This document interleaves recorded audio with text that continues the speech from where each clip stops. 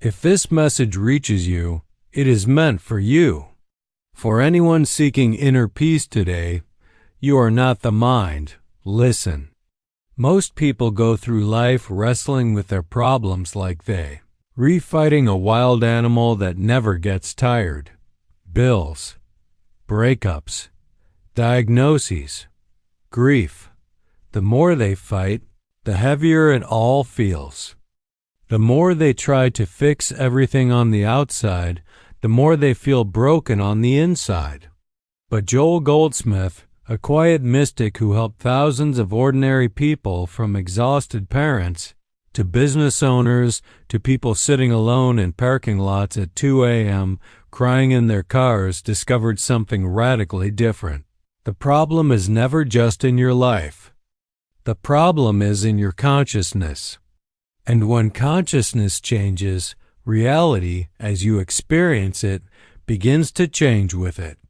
This message is for you if you are tired of trying so hard, tired of pretending you're okay, tired of feeling like life is happening to you, not through you. Stay with me until the end, because we're going to walk through a new way to see your problems that instantly softens their grip. A step-by-step consciousness method inspired by Joel Goldsmith that you can begin using today. Deep, real-life stories of transformation told with the honesty and emotion of everyday American life. And a simple but powerful call to action that could mark the turning point of your spiritual journey. Joel taught that we live on two levels at once. The first is the human level, where everything feels separate, limited, unfair, and frightening. This is where problems scream the loudest. The second is the spiritual level, where there is only one presence, one life, one consciousness. Whole, complete, and untouched by fear. On the human level, it feels like, my finances are the problem. My marriage is the problem. My body is the problem. This world is the problem. But on the spiritual level, something shocking is true. What you call the problem is actually your invitation. An invitation to rise out of the mind that suffers into the consciousness that cannot be harmed. Imagine you're having a terrible nightmare. In the dream, you're being chased, your heart is pounding, you're sweating, you're sure you're about to die. And then you wake up. The moment you open your eyes, nothing has to be fixed. You simply realize, it never had the power I thought it had. It was terrifying. But it was never actually in control of me. This is what Joel meant by a mystical shift in consciousness. You don't escape life, you awaken within it. For Joel, the transformation often began with something incredibly simple, but deeply powerful. You could call it the sacred pause, a holy interruption of the way you normally react. Most of us meet problems the same way every time. Panic, storytelling in the mind, worst-case scenarios, trying to fix everything at once, numbing out with food, social media, arguments, or work. But the spiritual path begins in a different way. The next time something hits you, an email, a message, a doctor's report, a phone call, before you react, do this. Stop. Close your eyes, even for 5 seconds. Breathe, and ask silently, what is the deeper truth here, beyond how it looks? That question is not positive thinking. It's not denial. It's you stepping out of the screaming mind and into witnessing awareness. In that small pause, you are no longer just a person with a problem. You are consciousness, becoming aware of itself. You admit, yes, on the human level this looks bad, but you also declare, on the spiritual level, there is a presence here that is not afraid, not confused, not limited. And that presence is my true self. The sacred pause is where the old pattern breaks. It's where the miracle begins inside, before outside. Let's bring this down from theory to real life. Picture Emily, a single mother in Ohio who runs a small family restaurant. It's the kind of place with handwritten chalkboard menus, kids laughing in the booths, and regulars who call her M. During a tough year, business drops. A big chain opens nearby. Her savings dissolve month by month. One night, after closing, she sits alone in the dark dining room with the chairs flipped upside down on tables, invoices scattered in front of her, and a letter from the bank that basically says, "Time is running out." Her first reaction is panic, shame, anger. Why, God, I'm doing my best. Why am I being punished? She remembers a teaching she heard from Joel Goldsmith's work. Stop wrestling with the shadow. Turn toward the light. So for the first time, instead of making a spreadsheet or calling 10 people in terror, she does something she's never done. She turns off her phone. She sits in the middle of her empty restaurant. She closes her eyes and places her hand over her heart. And she whispers, "Right now, this looks like failure. This looks like the end. But there is a deeper truth here. There is one life that breathes every lung, beats every heart, and supplies every need in this universe. That life is not broke. That life is not afraid. That life is living as me. I am not alone in this restaurant. I am standing in the middle of divine abundance, even if I can't see it yet." She doesn't try to manifest anything. She just sits in that recognition and lets the tears fall. Over the coming weeks, something subtle but powerful starts to change, not outside first, but inside her. She stops making decisions from panic and starts making them from peace. She becomes willing to let go of some things she was clinging to, like a menu that no longer worked or old ways of marketing. An idea arises to host community nights open mic, local musicians, pay what you can evenings. She didn't strategize it. It came during a moment of stillness. Word begins to spread. Local musicians share on social media. A food blogger stops by and writes about the little restaurant with a big heart. The energy in the place shifts from scarcity to warmth and community. Did the universe drop a bag of cash on her doorstep overnight? No, this isn't a fairy tale. But as her consciousness moved from "I'm ruined" to "I am supported," she started seeing possibilities where before she saw only walls. The bank eventually worked with her on a new timeline. The restaurant didn't just survive, it found a new identity rooted in service, connection, and trust. The real miracle wasn't the revenue. The real miracle was this: she no longer saw herself as a helpless victim of circumstances. She saw herself as an expression of a loving, intelligent, unbroken consciousness. Even in the middle of a storm, Joel's approach can be distilled into a simple but very deep practice. First, the sacred pause. When the problem hits, you stop, you breathe, you step out of the mental movie. You say inwardly, "Wait, before I react. What is really true here?" This alone can interrupt years of conditioning. Second, recognition. I am not just this story. You recognize, I am not just this body, this history, this fear. I am awareness itself. I am part of a living, loving presence that is not in crisis. On the human level, the problem is loud. On the spiritual level, there is only wholeness. You don't need to force yourself to believe something. You simply notice. Even while fear shouts, there is a quiet witness inside you that's just watching. That witness is calm. That witness is not panicking. That witness is the doorway to divine consciousness. Third, spiritual treatment speaking truth to the mind. Joel used what he called spiritual treatment, not begging God, but reminding your mind of what is already true in spirit. For example, in a moment of financial fear, you might say within, "Right now, my mind shows me numbers, debts, and deadlines." But deeper than all of that, there is one source of all supply. That source is not exhausted. I am not cut off from it. My true security was never in a paycheck, a client, or a bank account. My security is in the life that breathes me, loves me, and knows my needs before I ask.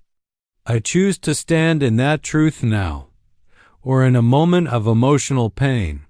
This heartbreak hurts. I won't pretend it doesn't, but the love that I truly am is not broken. I am held even in this. You're not trying to hypnotize yourself. You are aligning your awareness with reality at the spiritual level. And this is not a replacement for therapy, medical care, or wise practical steps. Joel never taught people to ignore doctors, lawyers, or help. He taught them to let those things be guided by a deeper consciousness rather than by fear. Fourth, the listening ear letting guidance come. After speaking truth to your mind, you listen. You become still. You stop begging. You stop planning. You just listen. This listening might happen sitting quietly in your car, walking in your neighborhood, or lying awake in the dark at 3 a.m. But it has a certain feel. It's not frantic. It's not, "What do I do? What do I do?" It's more like, "I know there is wisdom here. I'm open. Show me." Sometimes guidance appears as a quiet inner nudge. Call this person, or a new perspective. You don't have to fight this. You can forgive, or a simple practical step. Make that appointment. You may not get the entire roadmap. You usually get the next step. Fifth, holding the vision even when nothing seems different. This may be the hardest part. You've paused. You've remembered truth. You've listened and maybe taken a small action. And yet, externally, not much seems to have changed. The bills are still there. The diagnosis still stands. The relationship is still tense.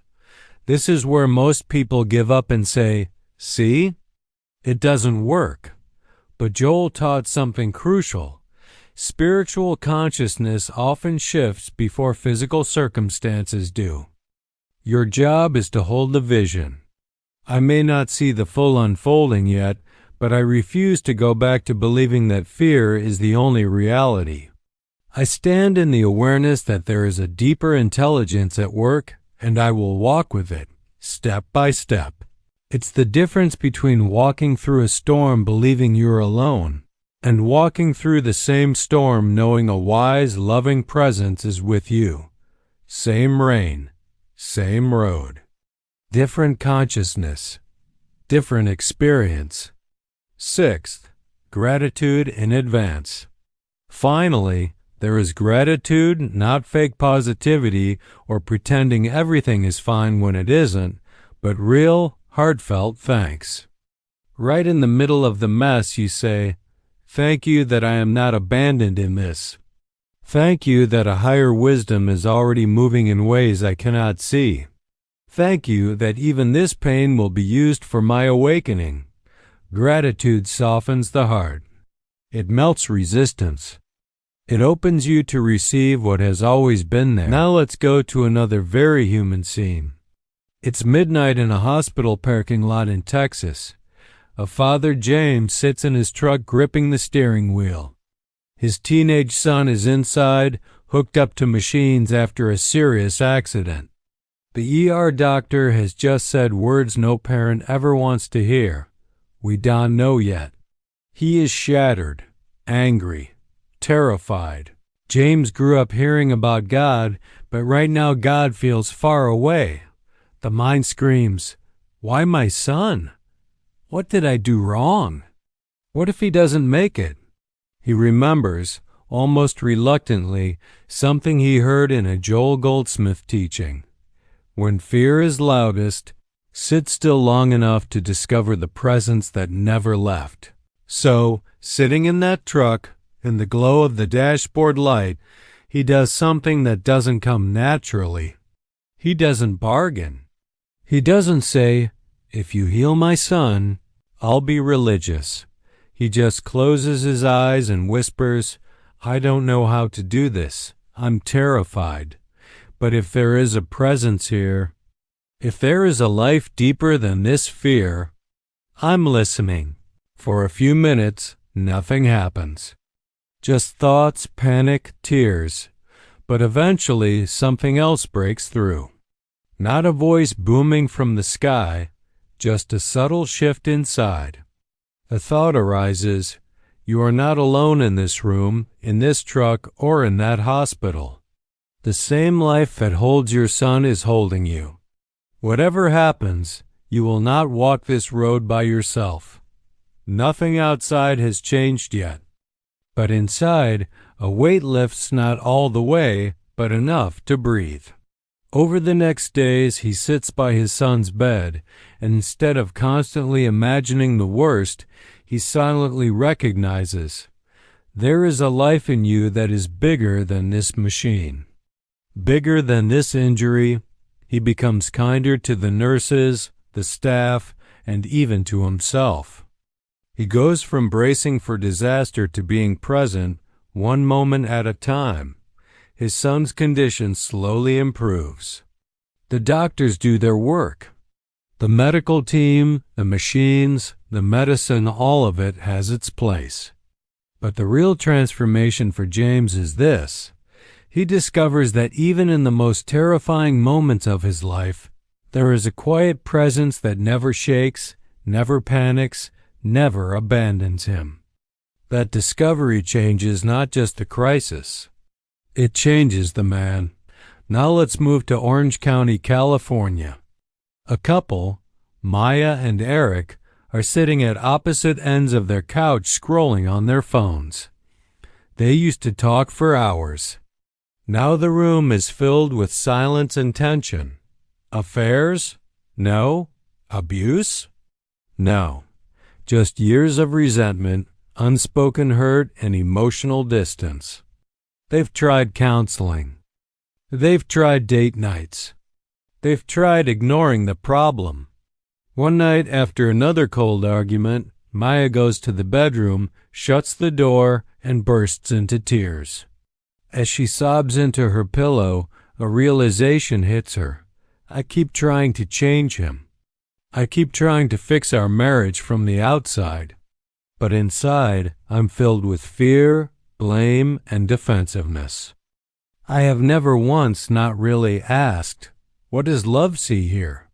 She remembers a line from a spiritual talk about Joel Goldsmith's teachings.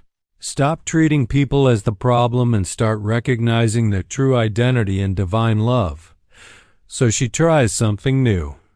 Sitting alone in the dark bedroom, she closes her eyes and imagines her husband, not as the man who forgot anniversaries or said the wrong things, but as a soul, a being of the same divine life she is. She whispers inwardly, "There is a love that existed before our marriage, before our wounds, before our patterns. That love is our real identity. I choose to see him and myself from that place." She doesn't walk out and announce it. She doesn't deliver a speech that night.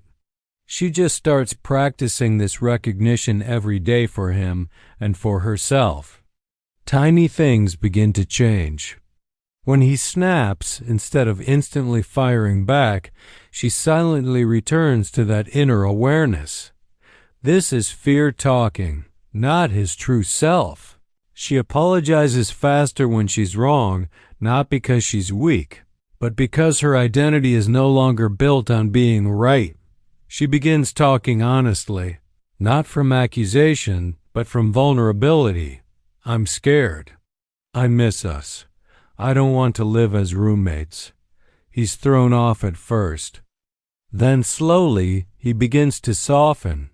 One evening he says, "I don't know what happened, but you feel different. It's like you're here, but not attacking me anymore." The marriage doesn't become a movie romance overnight. They still have work to do, still have therapy sessions, still have days where they slip back. But under all of that, something has shifted. They are no longer two egos fighting to win. They are two souls gradually awakening to the fact that their true bond is deeper than their wounds. This is consciousness work in relationships. Not pretending everything is fine, not allowing abuse or disrespect, but seeing beyond the mask of fear and allowing divine love to lead your responses. As people continue with this path, something beautiful happens. At first, you use the method on one problem at a time: money, health, relationships, anxiety.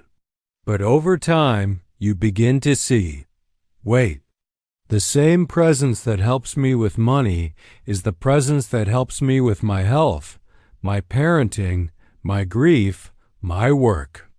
It's one consciousness. Instead of chasing 10 different techniques for 10 different areas, you start to live from one deep recognition. There is one life expressing as all of this, and I am never separate from it. This is what Joel hinted at when he spoke about an all-over transformation. Your health choices begin to naturally move toward balance and respect for your body.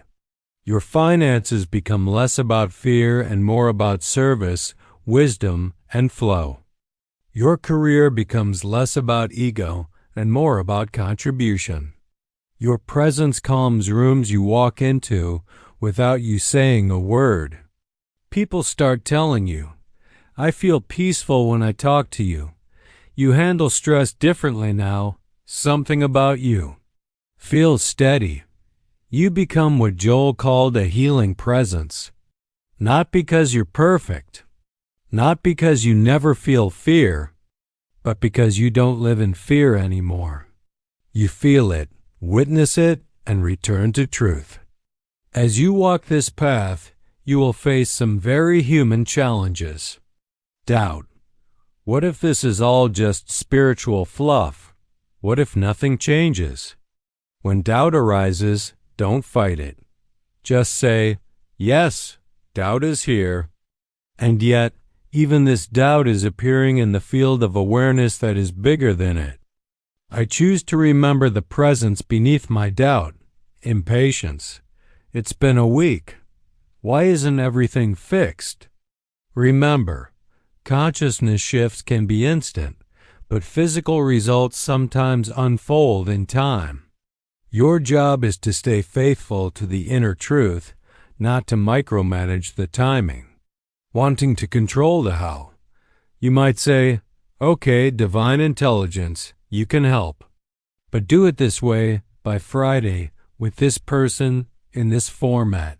That's still the ego trying to run the show. Instead, gently let go. I release my script. I trust the outcome to a wisdom greater than my own. Old habits of fear, years of worry, overthinking, and drama don't vanish in a day. Each time you catch yourself spiraling, don't beat yourself up. Just pause and return. In this moment, I choose truth over the old story. This is not about perfection. It's about practice. Living this way doesn't mean you move to a mountaintop or join a monastery. It means you sit in traffic on the freeway and use it as a chance to breathe and remember presence instead of exploding in rage. You stand in the grocery store line and silently bless the people around you. You go through breakups, layoffs, new jobs, births, funerals just like everyone else, but you walk through them with a conscious awareness that you are more than your circumstances. You become the kind of person who can sit with a friend who is falling apart and hold space without trying to fix them. Who can face your own tears without shame. Who can say, with quiet strength, I don't know exactly how this will work out, but I know I am not facing it alone. That is what Joel Goldsmith ultimately pointed to. Not a life without challenges, but a life where challenges no longer define you. Let's bring this directly to you right now. Think of one situation in your life that feels heavy today.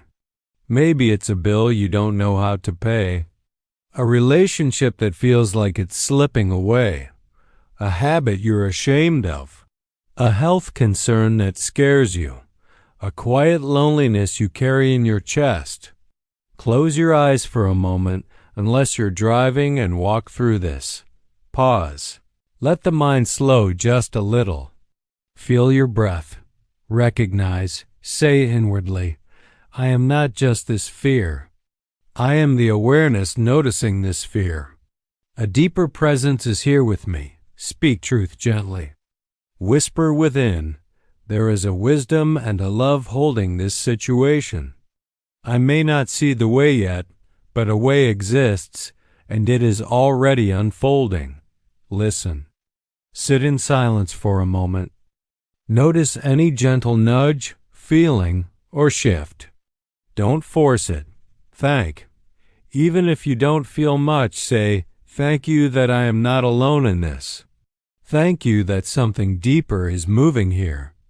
If you practice this daily, even for a few minutes, your inner world will begin to change. And when your inner world changes, your outer life cannot help but reflect it over time. If this message touched something deep in you, if you felt even a small yes in your heart, then this is not just content. It's an invitation. An invitation to stop living as if you are a small, powerless self tossed around by life, and to begin living as an expression of divine consciousness, even in the middle of very human circumstances. If you're ready to walk this path more consciously, here's what I want you to do now. Type in the comments, I am transformed. Not because everything is perfect yet, but as a declaration of the direction you're choosing.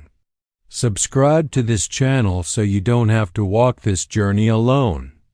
We'll keep diving deeper into Joel Goldsmith's teachings, practical mysticism, and real-life applications for everyday people just like you. Like this video if it helped you, so that it reaches someone sitting in a dark room right now, thinking they are alone when they are not. Remember, you are not the mind. You are not the problem. You are the consciousness in which the problem appears, and in that same consciousness, it can dissolve. Problems begin to disappear when you stop fighting them as enemies and start seeing them as invitations to awaken. If this message reached you, it was meant for you. And from this moment forward, your journey doesn't have to be lived in fear.